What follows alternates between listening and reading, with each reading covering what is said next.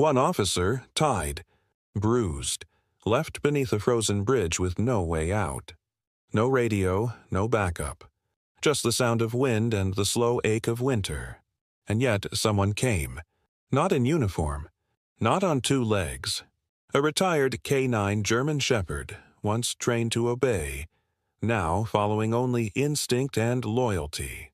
What happened next will make you cry and remind you why dogs never give up on us, even when we've been forgotten. Before we begin, tell me, where are you watching from? Drop your city or country in the comments. And if you believe in second chances and heroic dogs, make sure to hit that subscribe button so you don't miss another story like this. Now sit back, breathe deep, and let this story carry you into the cold, where warmth was found in the most unexpected place. The night air in Ash Hollow carried the sharp scent of pine needles and snow, curling in gusts down the frozen hillsides like breath from some sleeping beast. It was early January in the Colorado highlands, and winter had wrapped the small mountain town in a hushed, unforgiving silence. The stars overhead glinted faintly through heavy clouds, and the moon cast only a dim silver wash across the blanketed land. At the edge of the forest, in a cabin built from rough-hewn logs, an old man sat by the fire, a thick wool blanket across his lap and a steaming mug of tea forgotten on the table beside him. Earl Whitmore, 72, weathered and quiet, was the kind of man who'd always found more comfort in the company of trees than people. Once a respected park ranger with decades of service behind him, Earl had retired into solitude after the passing of his wife 5 winters ago. His beard had gone white, his knees stiffened with age, but his mind remained sharp, especially when it came to the woods. Beside him, lying with his head across the braided rug, was Shadow, a 7-year-old German Shepherd with a sable coat, amber eyes, and a scar down his left shoulder from an old battlefield injury. Once a proud K9 unit deployed along the southern border, Shadow had served with quiet precision until an explosion left him with a damaged leg and a soul that struggled to settle. Earl had adopted him from the force, and since then the two had formed an unspoken bond built on shared silence and mutual respect. That night, however, something had changed. Shadow stirred from his place by the fire, lifting his head as if some distant signal had reached him. His ears pricked, muscles tightening beneath his thick winter coat. He stood, moved to the door, and let out a low, impatient whine. "What is it, boy?" Earl murmured, setting his mug down. He stood and walked over slowly, his boots creaking on the wooden floor. But before he could lift the latch, Shadow leapt forward and nudged it with his snout, pushing it open just enough to slide through. "Shadow!" Earl called after him, but the dog was already a dark blur vanishing into the snow-glow woods. Outside, the wind pulled at the trees and danced across the icy surface of the old trails. Shadow's paws crunched through hardened drifts as he moved swiftly, guided by something deeper than sight or smell, something instinctual, bone deep. A mile from the cabin, beyond a thicket of frost-covered pines, stood the Iron Cap Bridge. Once a vital crossing for logging trucks and fire crews, it had long since fallen into disrepair. Rusted beams reached out over a narrow ravine where the creek below had dried to a bed of ice-flecked mud and scattered stone. The bridge groaned in the cold as the wind swept through its skeletal structure. Shadow reached the clearing and stopped. The silence here was heavier, a kind of stillness that carried weight. His breath steamed into the dark. Then he heard it, a sound beneath the wind. Faint, human. A groan. His head snapped toward the source. Eyes locked, ears forward. It was coming from beneath the bridge. Across town, just beyond the glowing windows of the Ash Hollow diner, a different kind of silence had taken hold. Inside the small wood-paneled police station that sat near the roundabout, the mood was taut with unease. A phone buzzed unanswered on the corner desk. Deputy Megan Harris, 31, with a tidy ponytail and a reputation for blunt honesty, stood leaning over a map with one gloved finger tracing a line along the border roads. "He should have checked in by now," she said, more to herself than to anyone else. She was talking about Noah Carter, a young officer only recently assigned to narcotics surveillance in the mountainous region. Noah was 28, clean-shaven with windswept chestnut hair and a crooked smile that came too easily. He had grown up one town over and had joined the force out of a mix of principle and stubbornness. He'd been tracking whispers of a drug ring operating in the past nothing solid yet, just a string of sightings and strange tire tracks. His last message had come in 2 nights ago. And then nothing. Sheriff Clay Dobson, a broad man in his early 60s with a gut built on diner biscuits and coffee, sat behind the desk chewing the cap of a pen. "It's probably nothing," he muttered. "Snow might have cut the signal. Or he went too far into the canyons." Megan shot him a sharp glance. "He never misses check-in, Clay. He's green, yeah, but not sloppy." Clay exhaled through his nose and rubbed his eyes. "All right. We'll ping his last known location again. Maybe he just got stuck." But there was a tremble in his voice. The kind that came from experience. The kind that had learned not to ignore silences like this. Outside, the street lamps flickered as the wind began to pick up again, whistling through the gaps in windows, stirring leaves frozen stiff against the curb. The storm was moving in, and somewhere out there, beneath the old bridge of Iron Cap Ridge, someone wasn't answering. The snow along the ravine had stopped falling, but the cold deepened in its place, curling in waves beneath the iron bridge like a ghost that had forgotten how to speak. It was here, in the bitter hollow under the decaying span, that Shadow stood rigid, his paws sunk into the icy mud, breath steaming in quick bursts. His amber eyes scanned the darkness beneath the bridge's girders where the faint whimpering sound had drawn him. A broken shape lay sprawled near the base of a collapsed rock outcrop barely visible in the shadows, barely breathing. Shadow moved forward, cautious yet determined. His instincts had not failed him. As he approached, the form became clearer. A man, tied. His wrists bound tightly behind his back, thick nylon cord cutting deep into raw skin.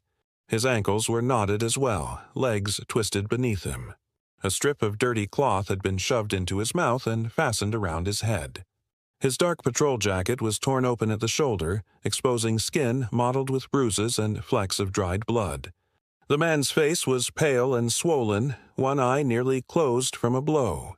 A faint exhale of frost escaped his lips, just enough to prove he was alive. But not for long, not in this cold. It was Noah Carter. Shadow crept closer, his snout brushing the young officer's cheek. The human scent was unmistakable familiar, layered with pain and exhaustion. The dog let out a low whine, then began licking at the side of Noah's face, clearing a patch of frozen blood and stirring the man's consciousness. Noah stirred faintly, his eyelids twitching. The sensation was like drifting toward the surface of a frozen lake. He couldn't move, couldn't speak, but he felt warmth at his side. A breath, a heartbeat. Then the bark. Shadow stepped back and let out a short, sharp bark that rang against the metal beams above. No answer. He barked again, louder, longer, a cry sent into the void. Still nothing but the silence of trees and the distant creak of wind through rusted cables. But Shadow wouldn't stop. Again, he barked, pacing in tight circles around Noah's body, tail stiff, posture alert. He pawed at the frozen mud, trying to dig beneath Noah's arm, to stir him, to move him, anything. The man groaned again, barely audible, but it was something. His lips trembled around the cloth gag, his chest rising in thin, ragged pulls of air. Shadow whimpered and lay down beside him, pressing his body against Noah's to share warmth. His breath steamed against the young man's jaw, and he licked again, gently, persistently. Then he barked once more, sharp and deliberate, his voice echoing outward toward the snow-draped trees beyond the ridge. Far from the ravine, back near the forest edge, Earl Whitmore stood on the porch with a flashlight in one hand and Shadow's leash in the other. His boots were half buried in the snow that had fallen since the dog's disappearance. The old man's beard was white with frost, his breath puffing from between tight lips. "Damn dog," he muttered, worry deep in his chest. "Where'd you run off to?" He hadn't heard a single sound since Shadow bolted through the trees over an hour ago. He'd walked to the wood line and back twice, scanning for paw prints, for any sign. But with the snow packing fresh layers over the trail, it was useless now. Earl's knuckles whitened around the flashlight. Something wasn't right. He knew that much. He trudged back inside, shedding snow from his jacket, and picked up the old landline on the kitchen wall. He turned the rotary dial slowly and deliberately. It rang twice before being picked up. "Clara," he said simply. On the other end of the line, Clara Monroe sat at her desk surrounded by veterinary textbooks, thermal wraps, and a sleepy Australian shepherd curled at her feet. Clara was in her late 60s, with sharp gray eyes and a spine as straight as a flagpole. Once a combat medic with the Air Force, she'd spent her post-military years rescuing and rehabilitating injured dogs, especially those cast aside after service. A training accident years ago had taken her favorite partner, and though she never spoke of it, she carried the loss quietly, like a second name. She sat up straighter at Earl's voice. "It's late. What's wrong?" "It's Shadow," he said. Took off toward Ironcap. Wouldn't stop, wouldn't listen. "Something's got him riled." Clara's tone shifted instantly. "How long ago?" "Hour and change." "Maybe more. You check the bridge?" "I can't make it down the ridge in this snow." "I'll meet you at the trailhead in 20, she said. "Bring rope and your flare. If that dog's sounding alarms, someone needs saving." She hung up before Earl could reply. Moments later, she was dressed in a waterproof parka, headlamp slung over her neck, and her backpack filled with first aid kits and emergency blankets. The Aussie at her feet let out a soft whine. "Not this time, Buck," she said, giving the dog a pat. "This one's for Shadow." Back beneath the bridge, Shadow hadn't stopped barking. Every few minutes he paused to lick Noah's cheek or paw at the ropes binding him, but his strength alone couldn't cut them. The cold had thickened, settling like a weight across Noah's chest. His breath was a whisper now. His eyes flickered open once more, glazed and unfocused, locking briefly on the shape beside him. For a moment he didn't recognize the dog, but then the name came, unspoken but present. Shadow. Then darkness again. But Shadow stayed. The hours crawled like shadows under moonlight. Snow fell in slow, tired sheets over the ravine, blanketing the frozen earth, the rusted steel girders, and the bruised body of the young man lying broken below. Noah Carter's breathing had grown faint, the shallow rise and fall of his chest more suggestion than certainty. Frost clung to his eyebrows and his lips had turned pale blue. Death, silent and patient, waited just beneath the surface of his skin. But Shadow did not yield. The old K9's sable coat was dusted white from falling snow, his body curled tightly around Noah's side. Heat, sparse as it was, passed between them like an ember fighting wind. Every so often, Shadow rose to lick the officer's cheek or nudge his shoulder with his nose, as if to remind Noah and himself that this was not the end. At one point, Noah stirred. Barely. His eyes twitched beneath closed lids, a soft sound escaping his throat. Not a word, but a breath tangled in memory. The world around him was haze and pain, but something warm pressed against his ribs. Not steel, not cold, not cruelty. Something living. A heartbeat beside his own. His fingers, numb and bound, twitched slightly in the snow. Shadow saw it and let out a whimper that ended in a soft growl. Not of fear, but urgency. Then he acted. The ropes around Noah's wrists were thick and nylon tight, but frost had begun to crust around the knots. Shadow leaned in and began gnawing, gently at first, then with determination. His teeth scraped against the cord, slowly shredding the outer layer. Minutes passed. Maybe more. The snow thickened and the light from the moon vanished behind clouds. But Shadow didn't stop. Eventually, one strand snapped, then another. The rope around Noah's wrists loosened just enough for blood to begin moving again. Slow, painful circulation that sparked a deeper moan from his throat. Shadow licked the skin where the cord had dug in, nudging the officer's hands beneath his chest. He moved next to the ankle bindings, tugging, digging his paws under the knot with enough force to loosen them slightly. He couldn't undo it completely, but it was enough. Noah now lay not like a discarded object, but like a man who might be pulled back from the edge. Still, the cold was eating away at time. Shadow needed help.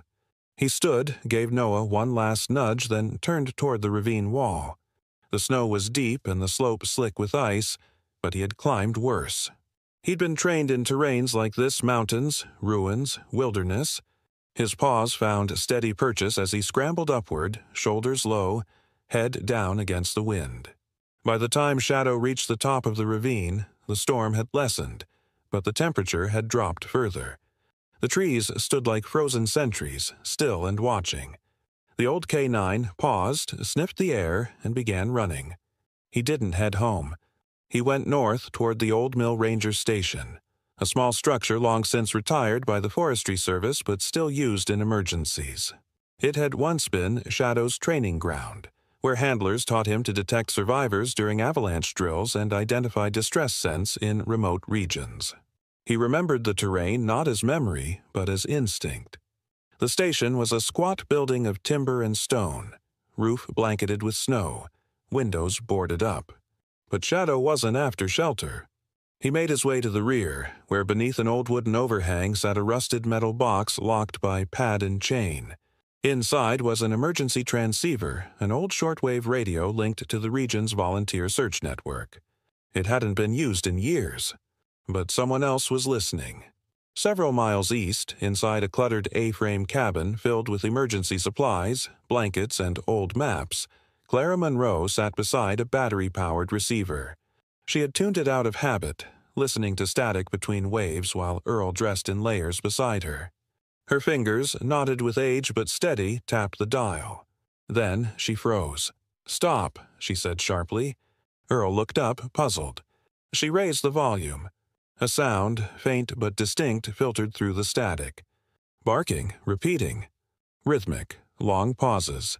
Then again, one bark, then two short. Then silence, then again. Clara's eyes narrowed. "That's Shadow." "You sure?" Earl asked, stepping forward. "I trained that signal." Her voice was low, firm. "That's distress code. Shadow's marking coordinates. That dog found someone." Earl's expression changed. He pulled his gloves tight. "Let's go." "I'm calling it in first." Clara grabbed a pen and scribbled down the timing of the barks, translating it to grid coordinates by memory. "They're by the ravine." "He's trying to lead us back." Earl, now fully suited in his old Ranger gear dark green coat, patched at the elbows, boots cracked but still good knotted. "I'll bring the thermal blankets." "Bring two," Clara said. "If he's alive, he's on the edge." Outside, the cold waited for them. But so did Shadow. The snowfall had eased into a soft, steady drift, coating the forest floor in a fresh layer of powder. Each flake landed without sound, like secrets whispered to the earth.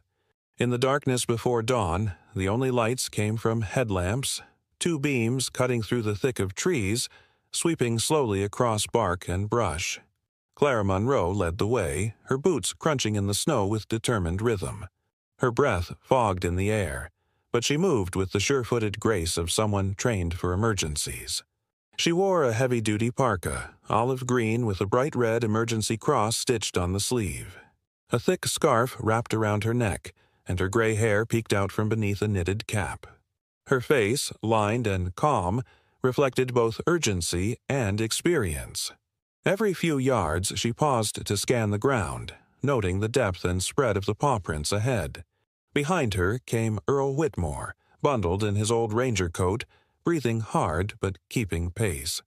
He held a lantern in one hand, casting flickering gold against the white terrain. The cold gnawed at his joints, but he pressed on. "There," Clara said suddenly, pointing. "Look at the gate spacing. That's Shadow's stride." "You're sure he came this way?" Earl asked, leaning in to inspect the snow. Clara nodded. "He's trained to double back when he finds someone in distress. He wouldn't leave without a reason." The tracks wove between the trees, then turned sharply, heading downhill toward a narrow ridge. Beyond that ridge, barely visible in the moonlight, loomed the rusted outline of Iron Cap Bridge. Clara's breath caught in her throat. "He brought us back," she murmured. They picked up speed, sliding carefully down the slope.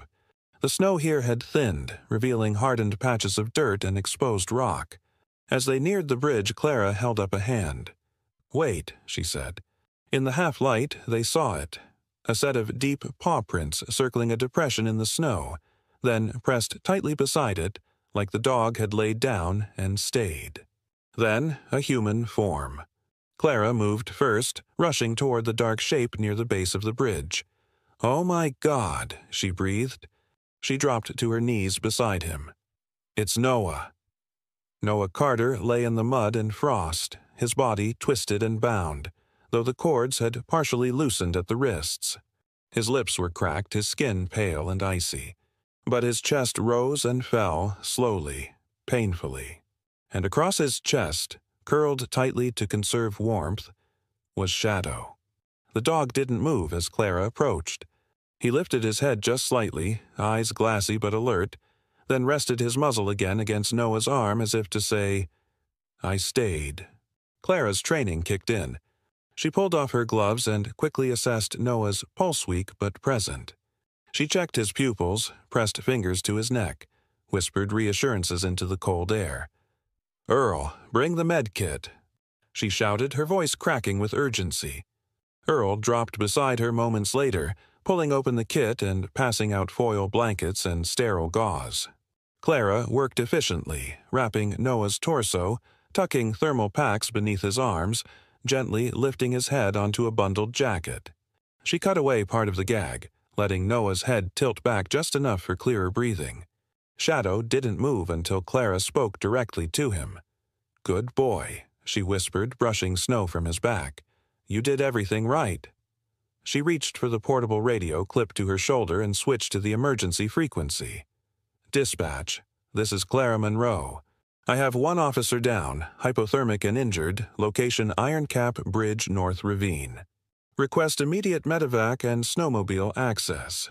Repeat, urgent medical needed." There was a moment of static, then a male voice crackled through. "Copy that, Clara. Rescue unit en route. ETA 25 minutes. Clara exhaled deeply, her fingers trembling slightly as she wrapped Noah's wrists in insulating bandage. "We've got him, Earl," she said, "but we need to keep him warm." Earl nodded, settling beside Noah and placing a blanket around Shadow as well. "This dog, he saved his life." "He bought him time," Clara replied, "and in this cold, time is everything." As they waited for the rescue team, Earl stood to scan the surrounding area. The snow caught something along the tree-line ruts barely visible. He squinted. "Clara," he said, pointing. "You see that? Tire tracks, fresh." Clara turned, narrowed her eyes. The tracks were wide set, from heavy-duty treads likely from a truck or modified SUV. They cut across the snow and disappeared toward the service trail east of the bridge. "Someone came through here recently," she said, "and not on foot." "Think it's connected?" Earl asked, voice low. Clara gave a grim nod. "We're less than 2 miles from the old quarry road. Wasn't that part of Noah's investigation?" "Yeah," Earl said, "drug routes." "Smuggling runs." Clara pulled out her phone and snapped a photo of the tire patterns before the snow erased them. "I'm reporting this to the sheriff. They need to secure this area. Someone left Noah here, and they didn't just disappear." Shadow stirred beside her, resting his head across Noah's legs. Above them, the wind picked up again, and in the distance, a faint roar of engines echoed through the trees. Rescue was coming. But for now, under the silence of snow and the weight of their breaths, the only thing that mattered was that he was still alive. Noah Carter lay motionless beneath sterile lights, a tangle of IV lines in both arms, oxygen tubes fluttering faintly with each breath. The emergency room at Pine Ridge Medical Center was quiet but tense, its staff moving in the efficient silence that only seasoned trauma teams knew. His face was pale, his lips still cracked from exposure, but there was color returning. Slowly, like sunrise after too long a night. By his bedside, Clara Monroe sat upright in a plastic chair, watching the monitors with a calm, clinical focus. She hadn't changed out of her rescue gear, though her gloves had long since dried on the radiator beside her. Earl stood at the window, arms crossed over his chest, eyes on the distant mountains now shrouded in mist. It had been only hours since they pulled Noah from beneath the bridge. A medevac team had arrived just in time, 2 EMTs on snowmobiles and a backboard stretcher that crunched across frostbitten roots. Now, the young officer was stable, though still not fully conscious. Shadow lay curled beneath the bench, unmoving but alert. His coat had dried, his breathing slow, though every so often his ears twitched at the slightest beep from the monitors above Noah's head. The door creaked open, and in stepped Dr. Lena Portman, the trauma specialist on duty.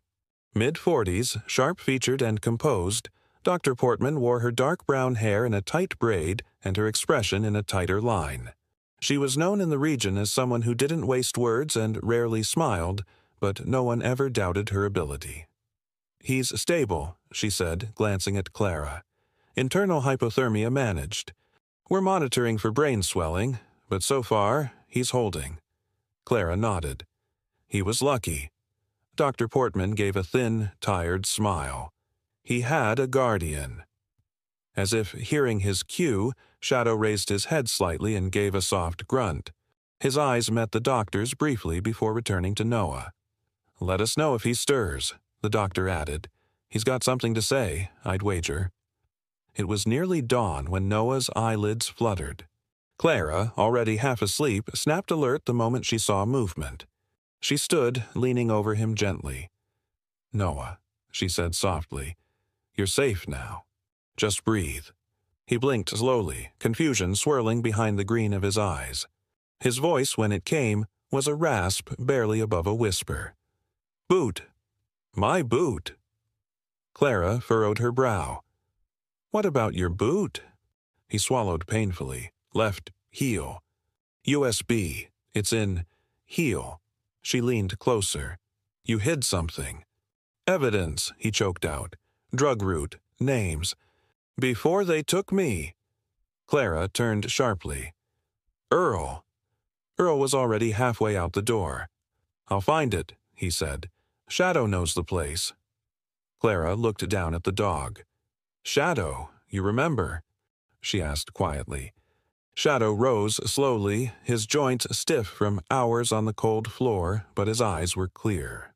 He moved toward Earl with deliberate purpose, tail low but steady. They arrived back at the ravine just after sunrise.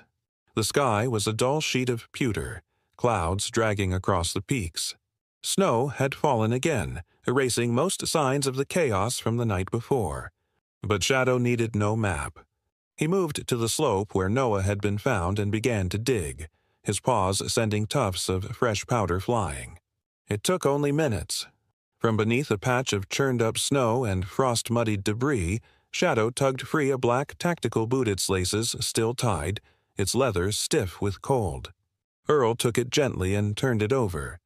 The heel was worn, scuffed, but something was odd.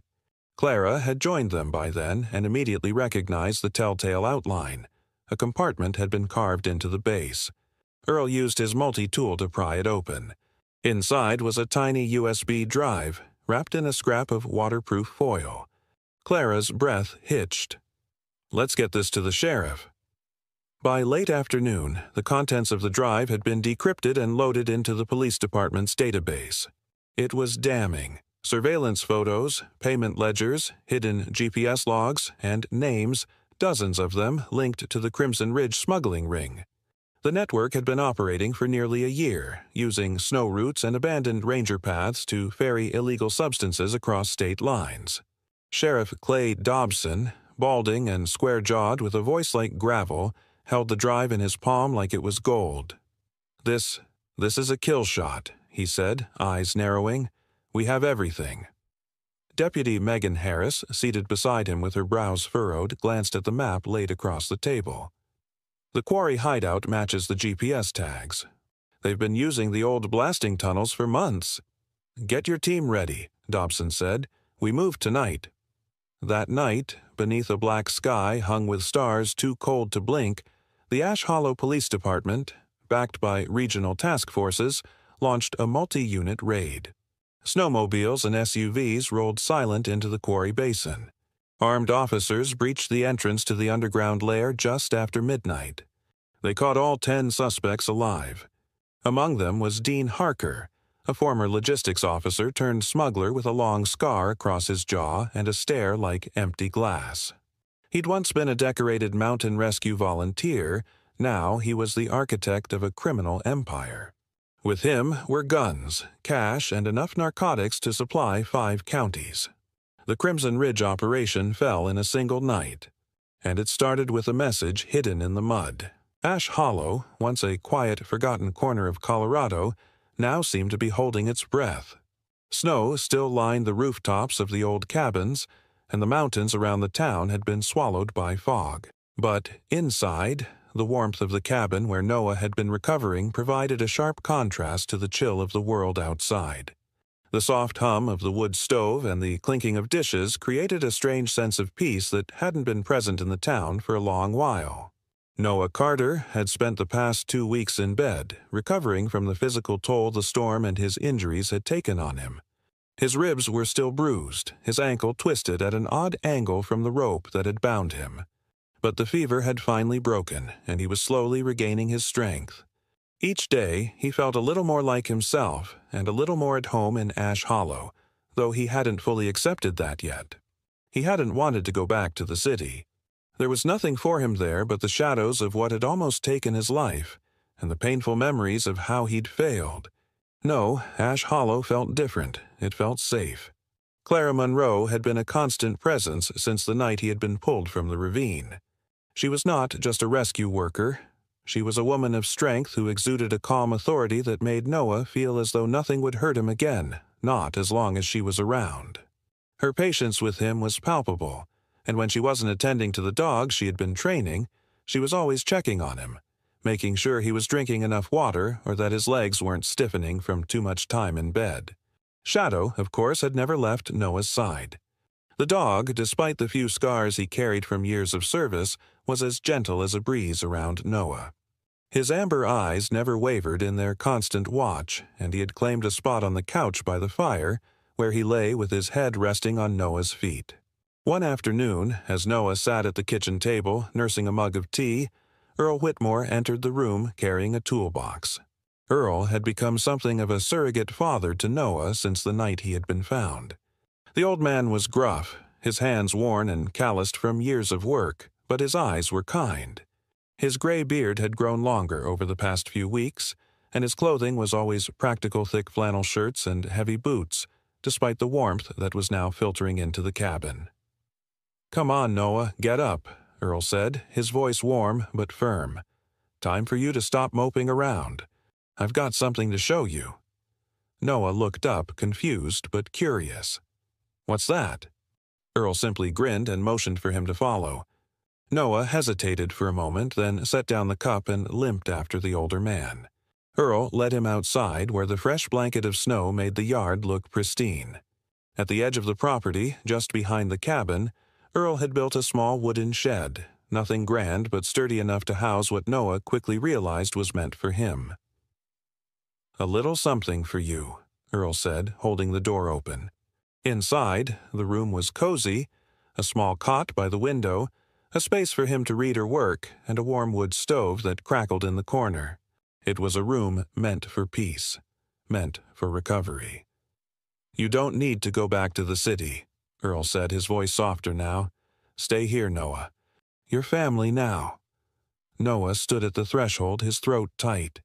He had always been a solitary man, but in this moment, surrounded by the quiet of Ash Hollow, he realized that maybe he didn't need to be alone anymore. The weight of the past few weeks, the fear, the pain, the loss had lightened just a little. Maybe, just maybe, this was where he could rebuild. Over the next few days, Noah started to feel more at home. He began helping Earl around the cabin, chopping wood, fixing small repairs. But what truly started to make him feel like he belonged was when Clara Monroe walked into the cabin one evening with a grin that spread across her face like a secret she couldn't keep any longer. "I've got something for you," she said, placing a set of training leashes on the table. Noah raised an eyebrow. "Training?" "Yes, indeed," she replied. "You're going to help me with the new dogs. I need an extra pair of hands, and Shadow can't be everywhere at once." Noah chuckled at the thought. Shadow was a constant presence, but he never asked for attention. "What do you need me to do?" Clara leaned forward, her eyes twinkling with a mischievous glint. "I'm starting a new canine training program in the town hall's old warehouse. Dogs from all over the area need to be trained for search and rescue. I thought we could use the help of someone who knows how to work with animals." Noah nodded, a sense of purpose settling into his chest. He might not be able to return to active duty as a cop, but this was something he could contribute to, something he could help build. He looked down at Shadow, who was sitting at his feet, his eyes wide as if he, too, understood that this was the next chapter. "Let's do it," Noah said, a new fire igniting in him. "Let's give these dogs a new mission." The following weeks were filled with activity. Clara set up training sessions in the old warehouse on the outskirts of Ash Hollow. The space was large, with high ceilings and wooden beams, perfect for agility courses and mock search missions. Dogs of all breeds were brought in from nearby shelters, many had been abandoned, and some had been rescued from dire situations. Each one had its own story, its own scars. As for Shadow, he became the unofficial leader of the group. His years of experience were invaluable, and his calm presence gave the other dogs a sense of security. Noah found himself working alongside Clara more and more, learning the intricacies of search and rescue training, bonding with the dogs, and especially bonding with Shadow. And so, the three of them, Clara, Earl, and Noah, became a family of sorts. It wasn't the family Noah had imagined for himself, but it was the one he needed. There was love in the small moments, the laughter shared over the fire at night, the quiet exchanges between Noah and Clara as they worked side by side, and the unspoken bond between a man and his dog. Earl, who had been alone for so many years, often found himself looking at the small family they had created with a kind of quiet satisfaction. He had opened his doors to Noah, and in doing so had rekindled a warmth he hadn't felt in years. And above it all, the stars in the Ash Hollow sky twinkled silent witnesses to a new beginning for the family they had found in the cold. The morning sun broke through the clouds, spilling a pale golden light across the snowy expanse of Ash Hollow. Spring had not yet fully arrived, but the mountain air felt different, lighter, as if the earth were waking up from a long slumber. The ground was still frozen, but there was a hint of warmth in the sunlight, a promise of the thaw to come. The trees, still heavy with the weight of the season, creaked in the soft wind. Everything felt alive again, breathing in tandem with the slow turn of the world. Inside the cabin, Noah Carter sat by the fire, a mug of coffee cradled between his hands. His eyes, though tired, held a warmth that hadn't been there just a few months ago. The room was peaceful. No hurried footsteps, no alarms or frantic calls. Just the quiet hum of life, the quiet pulse of normalcy that Noah had come to cherish.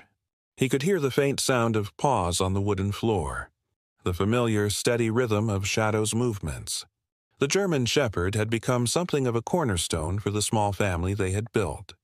He was always by Noah's side, watching, waiting, and, when necessary, pulling him back from the edge of his own thoughts. The dog had become more than just a companion. He had become Noah's anchor. That morning, however, something was different. Noah glanced up as he heard the soft scrape of claws on the floor. Shadow was standing near the door, his legs a little unsteady as if testing the ground. His dark amber eyes were locked on Noah, unwavering, full of intention. Shadow took a hesitant step forward, then another. He moved slowly, methodically, his posture cautious but determined. Noah's heart leapt into his throat. The dog was standing. The memory of the injury of the frozen night, of the wreckage under the bridge, flashed through Noah's mind. Shadow had been through so much, and so had he. The idea that Shadow might one day walk again had seemed impossible when they had first found him, lying stiff and broken from the cold. But here, in the quiet warmth of the cabin, Shadow was rising. Slowly but surely, he lifted his front paws, planted them firmly, and then, with visible effort, pushed against the floor with his back legs. It was a slow, painstaking motion, but it was real. Shadow was standing on his own, his legs shaking from the effort, his body swaying slightly as if testing its own strength. Noah stood up, the mug slipping from his hands onto the table, the clink of ceramic almost lost in the sound of his heartbeat. He moved toward the dog, cautious but thrilled, his breath catching in his throat. He reached out a hand, but Shadow's gaze held steady. The dog gave a low whine, his tail twitching weakly before he took another step stronger this time. "Look at you, boy," Noah whispered, his voice trembling with emotion. "You're standing." A laugh bubbled up from Noah's chest, the first genuine laugh he'd had in weeks. It wasn't a loud laugh, nor a happy one exactly. It was the kind of laugh that came from the relief of seeing something impossible become real. Something that once seemed hopeless, now showing a flicker of life. Noah ran his fingers through Shadow's fur, scratching gently behind his ears, and the dog leaned into the touch, his eyes closing in contentment. For a few moments they simply stood there together, man and dog, in the quiet peace of the morning. Shadow wasn't just walking, he was reclaiming what he had lost, one hesitant step at a time. And for Noah, it felt as though he too were taking those steps with him, small, tentative, but moving forward nonetheless. Later that afternoon, Clara arrived to check on Noah.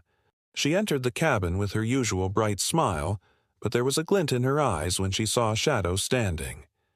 "Is this what I think it is?" she asked, her voice soft with disbelief.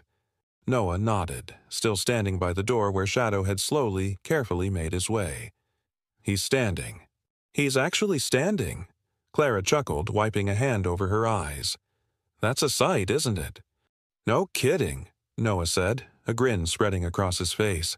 "He's been moving slow, but he's finally showing us he's still got it." "I knew he could do it." Clara placed a hand on his shoulder. "You both did. It's not just Shadow coming back, Noah. It's you too." Noah swallowed, his heart pounding. He had heard her say those words before, but now they had meaning he hadn't fully understood until that moment. It was true. He had come a long way, not just in body, but in spirit. And he owed it in part to Shadow. The next week, Noah began working more closely with Clara. He had started to help with the canine rescue training in the old warehouse on the outskirts of Ash Hollow. Clara's program had been growing steadily since the winter. More dogs' rescues from shelters, abandoned animals, or ones with traumatic backgrounds were brought in to be trained for search and rescue operations. At first, Noah simply observed, learning the methods that Clara used to train dogs for recovery missions. But soon, Shadow became more than just a symbol of hope for the dogs. As one of the most experienced search dogs, Shadow became the figurehead of Clara's program. He was both a teacher and a student, showing the other dogs how to focus, how to work together, and how to listen for the commands they'd need to save lives. Shadow also began participating in therapy for children with emotional and psychological trauma. In the quiet, warm afternoons that followed, Noah would accompany Clara to the local community center, where Shadow would lay beside children who had lost their own sense of safety, children who, like Noah, needed something to hold on to. Shadow, with his steady presence and gentle nature, became their silent guardian. His calm demeanor soothed their fears, and soon they began to trust him as much as he trusted them. Over time, Shadow's rehabilitation became more than just about walking again. It was about the power of healing, both for the dog and for the people around him. And through it all, Noah was there, watching Shadow's steady growth, his own healing intertwined with that of his dog. Noah had never thought of himself as someone who would lead others, but as he worked alongside Clara in training the dogs and helping the children, he realized that maybe this was the family he had needed all along. And when evening fell and the stars twinkled above the ridge, it was clear that both Shadow and Noah had come to find a new purpose in each other's company. They weren't just recovering, they were moving forward together. The warm summer sun filtered through the trees, casting long shadows over the grounds of the small schoolhouse in Ash Hollow. It had been a few months since the events beneath the bridge, and though the scars of that night were still fresh in Noah's mind, the town had begun to heal. The community had come together in a way Noah hadn't seen in years. Families and strangers alike, all united by something far bigger than themselves.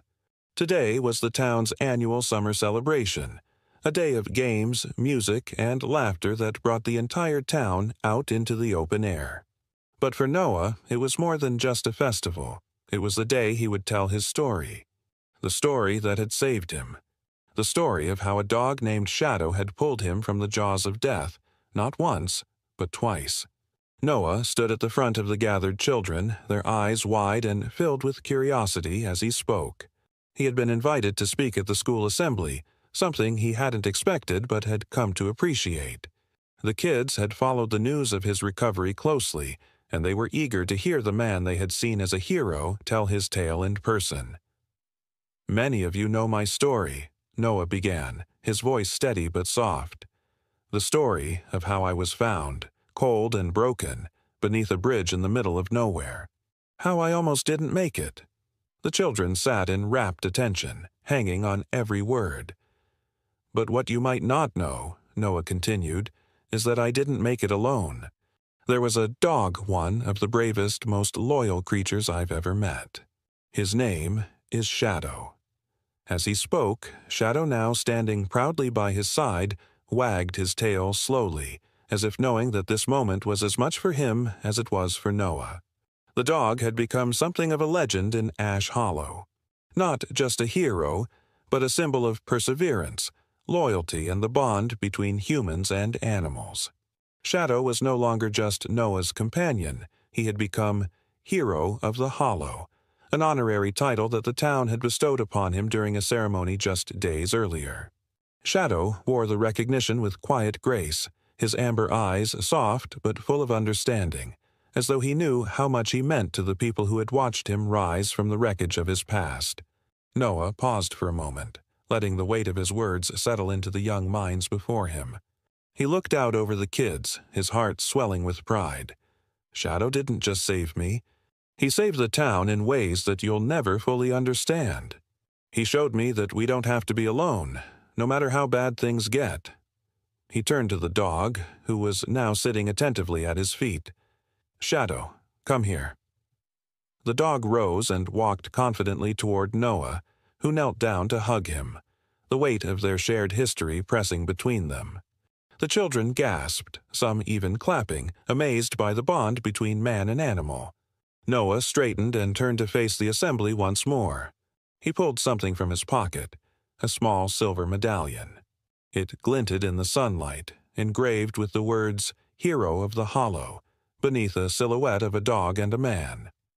"This medal," Noah said, holding it up, "is not just for Shadow. It's for all of us, for the family we found in each other, for the lessons we've learned about loyalty, strength, and the willingness to fight when everything seems lost." The crowd cheered as Noah placed the medal around Shadow's neck, fastening it gently before giving him one last affectionate pat. The dog's tail wagged again, his eyes bright with the recognition. But the celebration was far from over. As Noah and Shadow stepped down from the stage, a young boy in the crowd caught his eye. The boy, around 9 years old, sat still, his head bowed.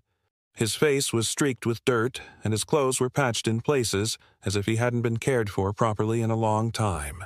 His eyes, however, were filled with something else, something Noah recognized. Pain. The boy's hands clenched into fists on his lap and his lips trembled slightly. Noah could see the tension in his shoulders, the way his eyes darted nervously around the crowd. He wasn't here for the fun. He wasn't here for the celebration. He was here because someone had made him. Noah's heart went out to him. He could tell something was wrong. He motioned to Shadow, who seemed to understand, and walked over to the boy without hesitation. Shadow's gait was steady and confident, but his movements were slow, deliberate, as if he knew he was about to make a difference in someone's life. The boy looked up just as Shadow reached his side, and the dog lowered his head, gently placing it on the boy's knee. The touch was light, but it was enough. Enough to break the dam that had been holding back the flood of grief. The boy's lips quivered before a single tear slid down his cheek. He sniffed once, then again, and before long the floodgates opened. He threw his arms around Shadow's neck, his small body shaking with sobs. Shadow, unflinching, pressed into the boy, resting his head against his chest. Noah stood at a distance watching the scene unfold. He recognized the pain in the boy's eyes, the kind of pain that came from loss, from never truly healing. The kind of pain that he, too, had carried not long ago. The boy finally pulled back, wiping his eyes with the back of his sleeve. He looked at Shadow, his expression softer now, and whispered, "Thank you." Noah approached slowly, kneeling beside him. "You okay?" he asked gently. The boy nodded, though his face was still streaked with tears. "I miss my dad," he said quietly, his voice barely above a whisper. "I didn't know how to feel better." "I know," Noah said, his voice soft with understanding. "It's hard, but you don't have to do it alone." The boy sniffled again and nodded. "I think Shadow's going to help me." Noah smiled, placing a hand on the boy's shoulder. "I think so, too." From that moment on, Shadow became more than just a symbol of survival. He became a healer, a comfort, a lifeline. And as the boy stood up, wiping his eyes, Shadow remained by his side, a quiet promise of support, of understanding. As the day wore on and the festivities continued around them, Noah couldn't help but feel a deep sense of fulfillment. The mission wasn't over. It had just begun. There were still people to heal, wounds to mend, and lives to touch. The mission continued, and Shadow, with Noah by his side, would be there to help see it through. As we come to the end of this journey, we are reminded of the power of love, loyalty, and healing. In the darkest moments when we feel abandoned, lost, or broken, there is always a light that guides us, sometimes in the form of an unexpected companion, sometimes in the kindness of a stranger, and sometimes in a miracle that brings us back from the edge. Shadow's story is more than just the tale of a dog and his human. It's a testament to the resilience of the spirit, to the unseen forces that work when we least expect them. It's a reminder that in life, when we feel like we are falling, there is something higher, something divine that catches us, even when we can't see it. It's as if the hand of God reaches down, offering comfort, strength, and hope when all seems lost.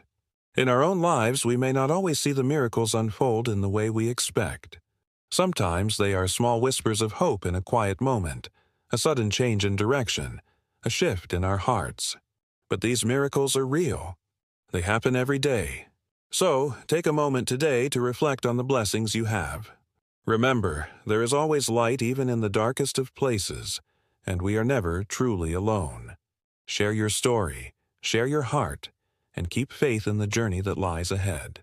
If you believe in the power of love, of loyalty, and the miracles that surround us every day, I encourage you to share this story.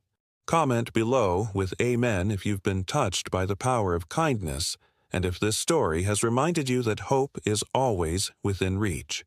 Don't forget to hit the subscribe button so you never miss another tale of courage and faith.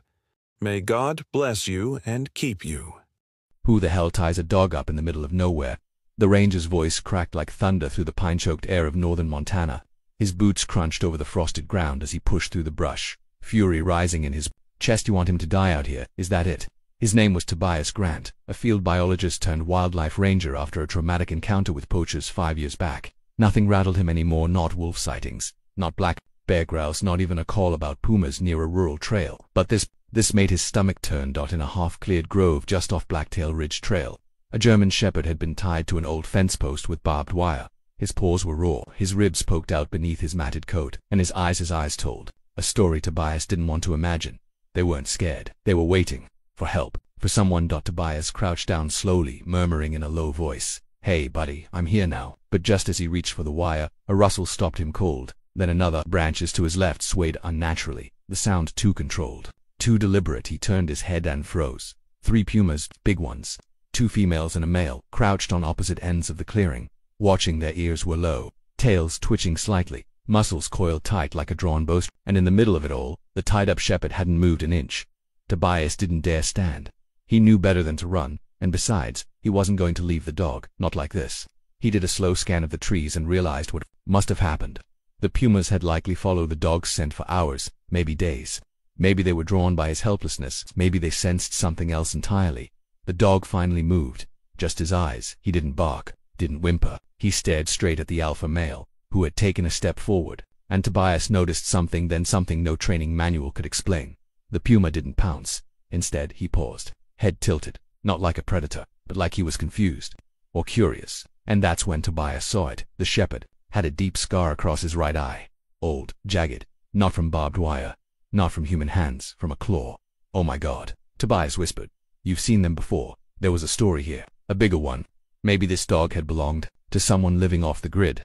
Maybe he'd been raised near this forest. Maybe, just maybe, he'd survived a puma attack long ago, and in some strange twist of fate, found himself facing the same pack again. But this time, something was different. The puma turned away. One by one, they backed into the trees without a single sound.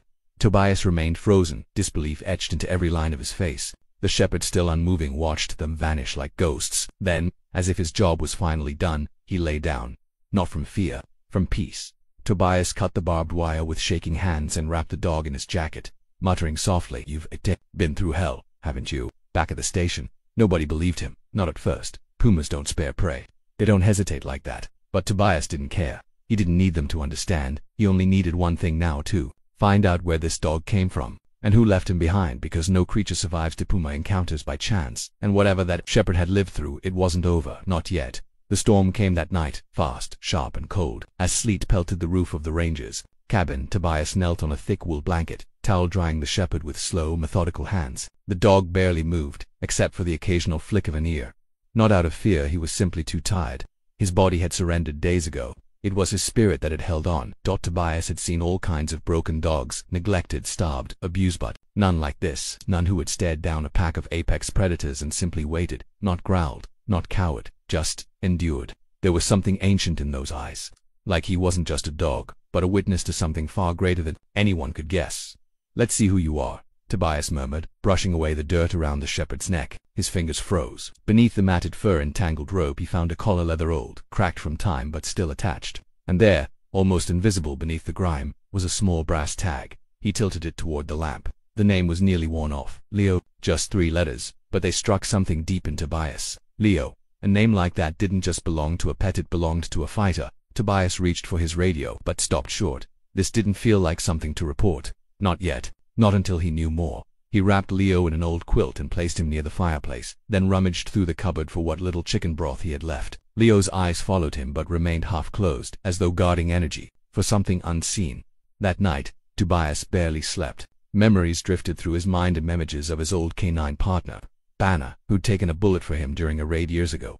Dogs didn't just obey, they chose to stay loyal. And that kind of heart didn't come from training, it came from something deeper, something unbreakable. By morning, Leo was sitting up, not quite steady but alert. Tobias placed a bowl of softened kibble and water in front of him. Leo didn't rush. He ate slow, polite, almost like he had been taught manners a long time ago, by someone who loved him once. Tobias watched him and said quietly, "Where did they take you?" Because it was obvious now Leo hadn't just been dumped. Someone had tied him out there, left him exposed in known puma territory. That wasn't abandonment, that was a setup. He ran Leo's tag through the local registry. Nothing. Not in Montana, not in Wyoming, not even across the border in Idaho. It was like Leo didn't exist. But Tobias didn't believe in ghosts. Somebody out there knew this dog, and someone wanted him dead. Later that day, Tobias took Leo back to the grove where he'd found him. Not to relive the horror, but to look for what he might have missed. Tracks still marked the frost-crusted earth. Big cat paws, flattened brush, and something else. Boot prints, not hiking boots, military grade. Soles, and they weren't Tobias's. He followed them deeper into the trees. Just a few yards in, he found something chilling, an empty vial, half buried beneath the roots. He picked it up. No label, no scent, but something about it made his stomach churn. When he returned to the cabin, Leo was pacing, now restless, agitated. As Tobias approached, the dog suddenly lunged toward the fireplace, pawing at the baseboard. Tobias knelt beside him, pried the board loose, and froze. Inside was a folded map. A trail of ink marked a path deep into the nearby forest. At the end, in bold red ink, someone had scrawled a single word: test. Tobias's blood ran cold. This wasn't just about a dog. Someone had brought Leo here for a reason. He'd been part of something bigger, something planned. And now Tobias had a choice. He could walk away, report Leo, turn him over to a shelter, forget the pumas, forget the map. Or he could follow the trail. Beside him, Leo sat tall now, still thin, still healing. But in his eyes, the fire had returned. He was ready. and Tobias knew then whatever test Leo had survived. Whatever they had done to him wasn't finished, not yet, because Leo had escaped, and now, he remembered the snow melted slower, in the shadows of Black Hollow. And that's where Tobias and Leo found themselves the next morning, treading carefully over frozen leaves and undergrowth. The air was bitter with silence, broken only by Leo's soft, steady breathing, and the distant call of a hawk circling overhead. Tobias kept the map folded in his jacket pocket, but the Redding Trail was already burned into his memory. Whatever test meant, someone had left that word behind, like a whisper from the dark. They reached a weathered clearing around noon, where 2 rusted shipping containers sat half buried under piles of old pine branches and dirt. It looked abandoned, no fresh tracks, no lights, no movement. But Leo stiffened, his ears twitched, his body low, alert. Tobias trusted that more than his own instincts. Something had happened here recently. He approached the first container, rifle at his back, hand resting near his sidearm, not out of paranoia, but practice. He pushed open the door slowly, and what greeted him made his chest tighten inside. There were cages, 7 of them. One still had dried blood at the bottom, another had claw marks on the walls, and there, clipped to a metal clipboard dangling from a nail, were files names, dates, breeds, notes, aggression response. Stage 2. Subject resisted sedation. Unpredictable with children. Tobias flipped through them until his hand shook. The final page read, Leo final phase rejection. Disposal approved. His throat tightened. It wasn't just that Leo had been discarded.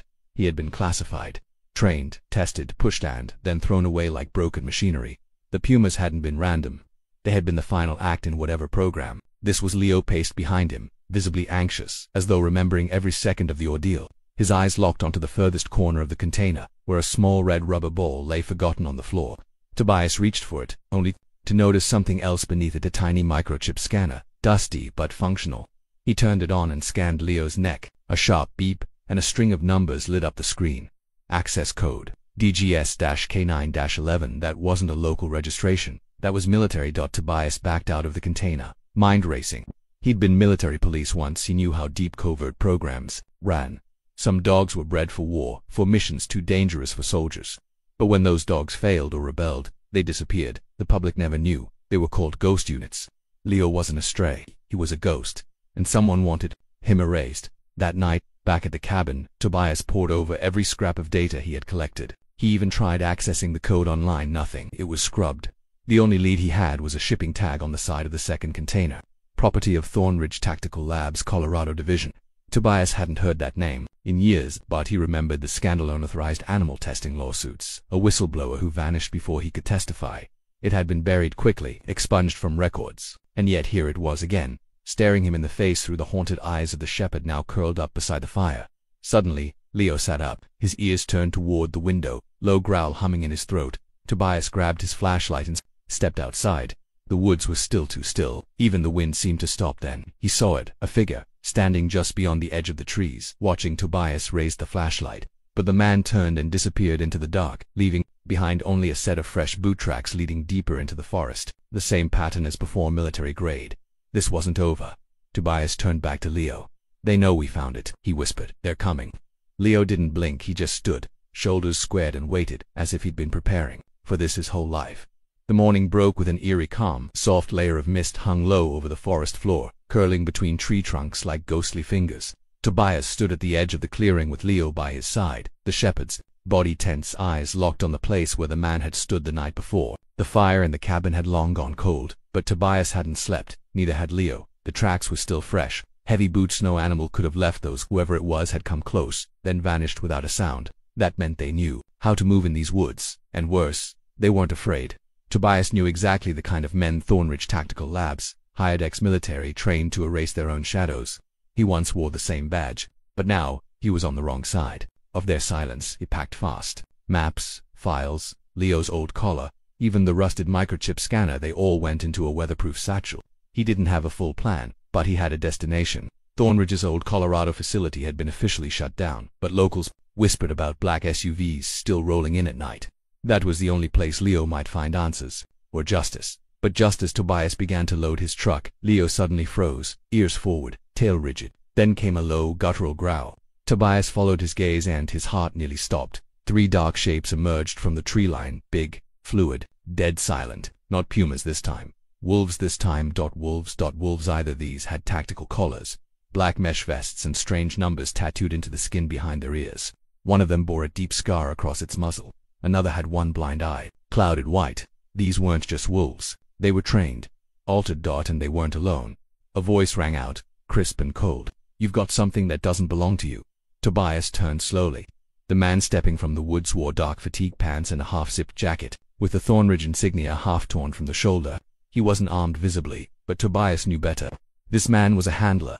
Leo stood protectively in front of Tobias, head low, teeth bared. "Step aside," the man said flatly, "or we let them finish what the pumas couldn't."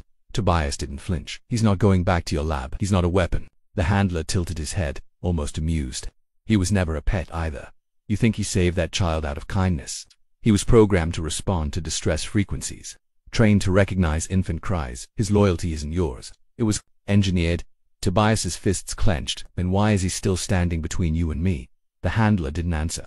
Instead, he gave a subtle hand signal and the wolves advanced, but Leo didn't back down. He growled louder, barking sharply as if trying to warn them. The lead wolf hesitated. Something about Leo's posture, his stance, his defiance stirred confusion in the others. They began to circle, but slower now, less certain. Tobias took the chance. He reached into his jacket and pulled out the red rubber ball from the shipping container. He held it up, then threw it toward Leo. "Retrieve," he shouted. Leo broke into motion, not for the ball, but into the heart of the wolf. Packed. The sudden movement threw them off, and in the chaos, Tobias grabbed a flare gun from the back of his truck and fired it straight into the sky. The sound cracked through the air, followed by a burst of red smoke that would be visible for miles. The wolf scattered, and the handler hissed in fury. "You just made this public." Tobias didn't blink. "Good. Maybe now someone will ask why your ghost units keep showing up dead in the woods." The man took one last look at Leo now, standing unharmed beside the flare smoke, tail high, and vanished back into the trees. The wolves followed, melting into the forest like vapor. Tobias dropped to one knee beside Leo and held him tightly. "They won't stop," he whispered. "But neither will we." That night, they didn't go back to the cabin. They drove through back roads and border towns, through old mountain passes where cell towers died and maps turned to guesswork. Every stop was brief. Tobias only cared about one thing: no getting Leo to someone who could tell the truth, someone who still had a voice louder than Thornridge's silence. And somewhere along that winding, snow-covered path, Tobias realized something strange. Leo hadn't barked since the attack, but he didn't need to. Every time Tobias looked into those golden eyes, he knew this wasn't just a rescue. It was a war. And Leo wasn't the victim, he was the survivor. The first snowfall came earlier than expected. Thick flakes drifted from the sky like slow-falling ash, softening the jagged peaks that surrounded the narrow valley. Tobias kept one hand steady on the wheel as he navigated the winding road toward the old radio outpost in northern Montana. The place so remote it wasn't on any official Thornridge grid, but it was where the last whistleblower had fled. And if anyone had the courage to speak now, it would be her. Leo lay curled in the back seat, his breathing shallow but steady. The last encounter with the Thornridge handler had left invisible wounds, not physical, but emotional. Every time a twig snapped or a sudden sound echoed from the trees, Leo flinched. He wasn't just on edge. He was remembering. Tobias had seen that look before in soldiers who'd buried more than their comrades, and it broke something inside him to realize Leo was one of them. Not just a dog, not just a weapon. A being forced to remember pain that no creature should have been made to endure. The outpost came into view just before dusk, an old ranger station tucked between frostbitten pines. The radio tower behind it stood crooked but functional. Tobias parked beside the building and climbed. By brushing the snow from his jacket, he called Leo gently, and after a pause, the shepherd leapt down, eyes alert. They were greeted at the door by a woman in her late 40s, wearing a flannel coat and wool gloves, her hair tucked into a knit cap. Her name was Dr. Elise Moore. She didn't smile. She didn't reach for Leo. She simply opened the door wider. "I was wondering when he'd come back," she said. Tobias frowned. "You knew about Leo?" She nodded once. "I was one of the scientists assigned to his unit. Before I left, before I realized we were turning animals into ghosts." Inside, the station smelled like pine and old paper. A fire crackled in the stove, casting amber light across a stack of manila folders tied with red string. Tobias gently unwrapped Leo's blanket and let him rest near the warmth while Elise opened the files. She handed Tobias a page and operations sheet. Subject for 7B, hybrid shepherd, enhanced retrieval and infant detection training. Leo but scribbled in the margin, faint in graphite, was a note: failed behavioral reset. Shows signs of imprinting. "He imprinted on you," Elise said. "They tried to erase it several times, but it stayed." Tobias swallowed hard, blinking away the sudden weight in his eyes. "That's why he came back. That's why he saved the baby." Elise nodded. "They built him to follow code, but something broke through. Something they couldn't control, and they hate that." She reached into another drawer and pulled out a small device, a white chip reader with a cracked screen. She pressed it gently to Leo's neck. A soft beep followed, and the screen lit up, then froze. Tobias leaned over to read. Command override active. Voice print registered. Tobias ran. His throat tightened. Leo hadn't just come back to him. He had chosen him. And the override meant one thing: Leo could no longer be reclaimed, redirected, or deactivated by unless they'll come for him, Tobias said. Elise nodded grimly. They already are. That flare you fired didn't just call for help, it triggered a response protocol. You probably have ours. For a moment, neither of them spoke. The fire crackled. Leo stirred, then rested his head on Tobias's foot. Tobias took a deep breath and made the decision he hadn't let himself consider until now. Then we go public. All of it. Elise hesitated. You'll be hunted. I already am. She pulled out a USB drive and dropped it into his palm. It has everything. Files, footage, even the neural test logs, but it'll mean nothing if the world doesn't see him. Tobias looked down at Leo. He was no longer a ghost. He was proof, living, breathing, loving proof that no program could erase real loyalty. That even after everything done to him, Leo still chose to protect, still chose kindness, and Tobias wouldn't let that be buried. They left the outpost before dawn. Snow still fell as they descended the mountain, heading toward Denver, where Tobias had a contact at a local news station, a man who owed him more than a few favors. Elise would go dark again. She'd done her part. Leo sat upright in the back seat the entire way, head held high despite the tremor in his legs. And when they reached the edge of the city, something remarkable happened. A school bus drove past, slowly on the opposite lane, and from the back window a small girl with auburn hair locked eyes with Leo and gasped. Then she smiled. It was the child he had saved. She pressed her tiny hand to the glass, and Leo let out a soft, surprised bark. Not alert, not aggressive, but warm, familiar. The parents noticed. The bus slowed. The father's face turned pale, then shocked, then Dash softened. The world was already changing. 3 days later, the story aired. Footage of Leo's rescue, the records of his abuse, the classified documents leaked from Elise's files. People wept. Protesters stormed Thornridge's main office. Senators demanded investigations. And Leo, now referred to as the dog who defied the program, became a symbol of something far bigger than any lab could contain. Tobias didn't give interviews. He didn't need to. Leo's eyes told the world everything they needed to know. And every night, as the snow fell outside the safe house miles away from any city, Tobias would sit beside Leo and whisper the same promise: they'll never touch you again. Not while I'm breathing. Because some bonds aren't made in labs. They're forged in fire, loyalty and love, and they can never be broken.